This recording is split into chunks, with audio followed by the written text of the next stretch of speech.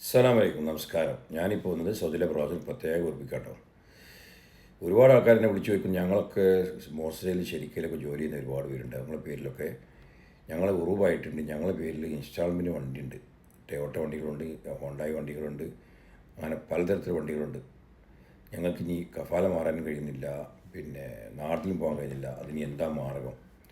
എനിക്ക് പറയാനുള്ളത്, നിങ്ങൾ ഏത് കമ്പനിയിൽ നിന്നാണോ വണ്ടി എടുത്തത്, ഹോണ്ടയാണോ ഹോണ്ടായി, ടൊയോട്ടയാണോ ടൊയോട്ട, ഏത് കമ്പനിയാണെന്ന് വെച്ചാൽ ആ കമ്പനിയുമായി ബന്ധപ്പെടുക.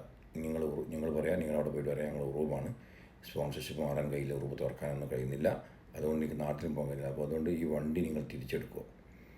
അപ്പോൾ നിങ്ങളെ ഇൻസ്റ്റാൾമെൻറ്റൊക്കെ നിങ്ങളെ ബാങ്ക് വഹിക്കും, നിങ്ങൾ ഇൻസ്റ്റാൾമെൻറ്റ് അടക്കുന്നത്. പക്ഷെ അത് ഇപ്പോൾ ഫ്രീ ആയിട്ടുണ്ടാവും, കാരണം ഉറവായതുകൊണ്ട്.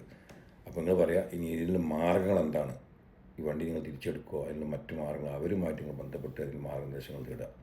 അല്ലാതെ നിങ്ങൾ നിന്നിട്ട് കാര്യമില്ല, മറക്കണ്ട. അല്ലാതെ നിങ്ങൾക്ക് എക്സിറ്റ് കിട്ടില്ല. ആ വണ്ടി നിങ്ങളുടെ പേരിൽ നിന്ന് ഒഴിവാതെ നിങ്ങൾക്ക് എക്സിറ്റ് പോലും കിട്ടില്ല ഉറവ് ആളുകൾക്ക്.